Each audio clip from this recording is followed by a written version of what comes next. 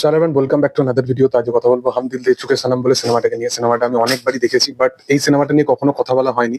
কারণ বিশেষতভাবে সালমান খানের যেরকম একটা কাইন্ড অফ টাইম যাচ্ছে, অনেকে সালমান খানকে অ্যাজ অ্যান অ্যাক্টর অনেক রকম ভাবে কোশ্চেনিং করা হচ্ছে যে তার অ্যাক্টিং স্কিল একদমই ভালো নয়, তার পারফরমেন্স প্রপার ভাবে বেরিয়ে আসার জন্য কি অ্যাকচুয়ালি দরকার, সেই সমস্ত বিষয় নিয়ে কিন্তু বিশালভাবে একটা কোশ্চেনিং অবশ্যই সালমান খানের উপরে যখন তার পিক টাইম ছিল সেই টাইমে উঠতো এবং এখনো উঠছে। বাট সালমান খান তার কেরিয়ারে কিছু কিছু এমন এমন বেস্ট পারফরমেন্স দিয়েছে যে সিনেমাগুলো কিন্তু অন্যান্য সুপারস্টারদের থেকে অনেক অনেক বেশি ভ্যালিড, কিন্তু সেই জিনিসগুলোকে ভালোভাবে কনসিডারই করা হয় না। কারণ একটা মিডিয়ার একটা অ্যাঙ্গেল এসে যায় যেখানে ওই আউটকাস্ট, নেপোটিজম, এই সমস্ত ব্যাপার চলে আসে। ইটসেলফ মেড একটা সুপারস্টার, এই ব্যাপারগুলো বিশালভাবে পয়েন্ট আউট করার প্রচেষ্টা করা হয় এবং সালমান খান, সঞ্জয় দত্ত মানে মিডিয়া তরফ থেকে একটা সবসময় খারাপ ইমেজ আমরা দেখতে পেয়েছি। তার অভিনয়, তার পারফরমেন্স, তার ইটসেলফ সে প্রফেশনালি কেমন সেটার থেকে আমরা পার্সোনালি সে কেমন সেটার উপরে বেশি জাজ করি। তো যাই হোক, সেটাই হচ্ছে ব্যাপার। তো হাম দিল দে চুকে সনম তার কেরিয়ারের একটা ওয়ান অফ দ্য বেস্ট সিনেমাগুলোর মধ্যে একটা সিনেমা, যেটা বানসালি ডিরেক্ট করেছিল। বানসালি তার প্রথম সিনেমা খামোশি যেটা ছিল, সেটাও সালমান খান, নানা পাটেকার এদেরকে নিয়েই বানিয়েছিল।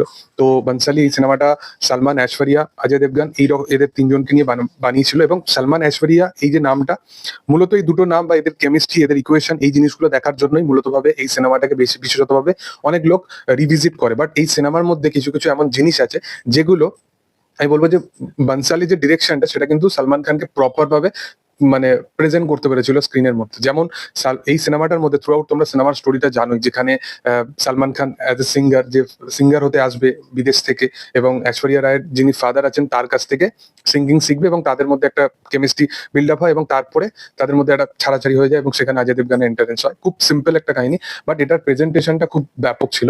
তার মধ্যে তুমি সালমান খানের যে ইটসেলফ ক্যারেক্টারটা দেখবে, যেটা সব থেকে বেশি পছন্দ করা একটা কাল্ট ক্যারেক্টার হয়ে দাঁড়াবে পরবর্তী টাইমে। তার পিছনে রিজনটা হচ্ছে সেই ক্যারেক্টারটা যখন আসবে, ইটসেলফ ক্যারেক্টারটাকে খুব ফাঙ্কি ওয়েতে প্রেজেন্ট করা হবে এবং তার যে সিঙ্গিং অ্যাবিলিটিটা সেটাকে চেক করার জন্য যেরকম কাইন্ড অফ তাকে গান গাইতে বলবে এবং সে মানে যেরকম কাইন্ড অফ তার বডি ল্যাঙ্গুয়েজ, সে সেইভাবেই গানটাকে গাওয়ার প্রচেষ্টা করবে। এবং বানসালি এই জিনিসটাকে খুব দুর্দান্ত ভাবে স্ক্রিনে প্রেজেন্ট করেছিল এবং সালমান খানও দারুণভাবে পারফরমেন্সটাকে পুট অন করেছিল এই জিনিসটার মধ্যে দিয়ে। এরপরে তুমি ইমোশনাল সিনগুলো তো দেখবে, যেখানে সালমান এবং ঐশ্বরিয়ার ক্যারেক্টার গুলোর সাথে কিন্তু অ্যাকচুয়ালি ফিল করা যায় এবং ছবির ফার্স্ট হাফটা অ্যাকচুয়ালি ইমোশন গুলো তোমাদের সাথে খেলবে। কারণ স্টার কাস্ট, একটা লং একটা স্টার কাস্ট থাকবে, বিশাল বড় ক্রু নিয়ে কাজ হয় এই কাজটা, এবং খুব ল্যাভিশ স্কেলের গানগুলো থেকে শুরু করে প্রত্যেকটা স্টার কাস্টকে প্রপার ভাবে দেখানো হয় এবং একটা সোশ্যাল মেসেজ দেওয়ারও প্রচেষ্টা করা হয় এই সিনেমাটার মধ্যে, যেটা দেখতে ভালো লাগে। এবং খুবই পারফরমেন্স ওরিয়েন্টেড একটা কাজ ছিল, যেখানে একটা সিন আছে, মানে ঐশ্বরিয়া রায় কেন এত বড় একজন অভিনেত্রী এবং সে যদি চাইতো ইটসেলফ যদি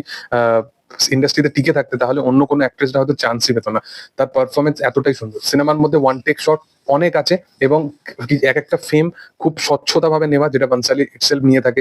যেখানে ওয়ান টেক শটের মধ্যে একটা এরকম চোখ দিয়ে জল পড়ছে বা এরকম কাইন্ড অফ শট আছে যেখানে ঐশ্বরিয়ার মা তার সাথে দেখা করতে আসবে এবং পার্টিকুলারলি সেই সিনটার মধ্যে ওয়ান টেকের মধ্যে এরকম কাইন্ড অফ আছে যেখানে দুখানা ইমোশন আছে, যেখানে তারা কান্নাকাটি করবে এবং প্রচন্ড পরিমাণে সে ভেঙে পড়বে ক্যারেক্টারটা, এবং ক্যারেক্টারটা ইটসেলফ স্প্লিট করবে সেখানে, যেখানে অন্য একজন এন্টার করবে এবং সেখানে তারা হাসতে শুরু করে দেবে। ওই রকম কাইন্ড অফ এখানে সিন আছে যেগুলো প্রচন্ড ইম্প্যাক্টফুল। অজয় দেবগান ইটসেলফ এখানে যখন থেকে আসবে এই সিনেমাটার মধ্যে, সিনেমাটা আরো বেশি কিন্তু বেটার হয়ে দাঁড়ায়, কারণ অজয় দেবগানের পারফরমেন্সটা একটু অন্যরকম ভাবে ছিল এবং তখনকার দিনে না ওই যে মেন ইগো, এই যে ক্লাস, এই ব্যাপারটা ছিল না। এবং দুটো সুপারস্টারকে নেওয়া মানে যে লার্জেন দ্যান লাইফ ভাবে প্রেজেন্ট করতে হবে এই বিষয়টাও নেই। বানসালি ইটসেলফ একটা ছোট্ট নর্মাল স্টোরিকেও প্রপার ভাবে এক্সিকিউট করে কিন্তু দু তিনটে অ্যাক্টরকে দিয়ে প্রপার ভাবে গান ডেলিভার করে সে কিন্তু একটা ভালো সিনেমা ডেলিভার করতে পেরেছিল। এবং 99 সালে এই সিনেমাটা এসেছিল এবং এই ছবির গানগুলো কিন্তু দুর্দান্ত। এখানে সালমান ঐশ্বরিয়ার কেমিস্ট্রিটা, এটা অডিয়েন্সকে কেন বারবার বেশি করে ইমোশন করে সেটা কিন্তু এই সিনেমাটা দেখলে বোঝা যায়। তারা ইটসেলফ যখন ইন্ডিভিজুয়ালি তাদের যে স্ক্রিন প্রেজেন্সটা, একসাথে তাদের যে জড়িটা, সেটা কিন্তু দুর্দান্ত মাফিক ছিল। তো এইরকম কাইন্ড অফ সিনেমা, যেখানে একটা জিনিস তো সালমান খানের ক্যারিয়ারে যে জিনিসটা অ্যাকচুয়ালি হারিয়ে গেছে, সেটা হচ্ছে যে সালমান খানের পাশে যে কোনো অ্যাক্ট্রেসের যে নাম নেওয়া হতো, যে বিষয়টা, যেখানে ঐশ্বরিয়া, মাধুরী এদের নাম নেওয়া হতো বিশেষত ভাবে, এই যে টাইমটা কোথাও গিয়ে হারিয়ে গেছে। বা সালমান খান ইটসেলফ সে নতুন কোনো অ্যাক্ট্রেসদের সাথে সেইভাবে সেই কেমিস্ট্রি ইকুয়েশনটাকে বানাতেই পারে।